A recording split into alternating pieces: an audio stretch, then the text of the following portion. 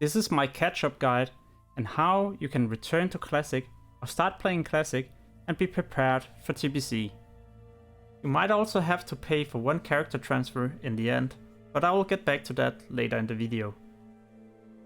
I guess everyone knows about high, full, medium and low populated servers, and today I kinda want to show you the advantage of playing on a low pop server.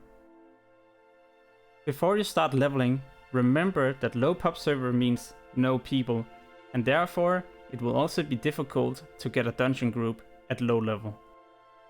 But since there's next to no people, there's also some things we can take advantage of. So let's say you start leveling on a high or full PvP server, there's actually going to be a high chance that level 60 will show up and kill you. But on this server, I've managed to level from level 1 to level 56 without getting ganked. You can PvP on this server, but most of the times people don't even fight back. But why? Well, simply because most of them are bots. So the best way to grind honor is to do BGs. And since BGs are cross-realm, then it doesn't really matter that there's next to no people here. The good thing about it is if you just do a couple of hours of BGs every single week, then you can actually rank up fairly fast. Each rank will also unlock some new things. So if you hit rank 11, then you can actually get an epic mount for 90 gold only. This is like 10% of the normal price for an epic mount. Each rank will also unlock some rare and epic items that you can use at level 60. But the main reason you would like to start here is not because of PvP. It's actually because how easy it is to farm gold on a server like this. So while I level up my character, I did professions, and the profession I did was herbalism. I also made sure that I did visit some of the secret vendors in the open world. These often sell some rare items that you can resell for a decent profit. If you're wondering where you can find some of these secret vendors, then make sure to check the description below the video where I'll post a link. Let's get back to herbalism and why it's a good way to make gold. I decided to do a 3-hour session where I found herbs. During this 3-hour session, I was competing against another guy, and this of course had an impact on the end result. 1 hour had almost passed, and I've already made 2 Black Lotus and a lot of normal herbs. The Black Lotus is a really expensive herb that usually costs anywhere between 80 gold to 120.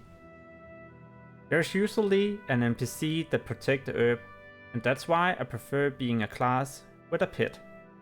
This will let my pet tank the target while I collect the herb.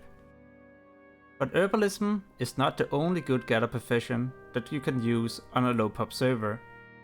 I recommend that you also pick up mining, so if you combine these two together, you'll make even more gold.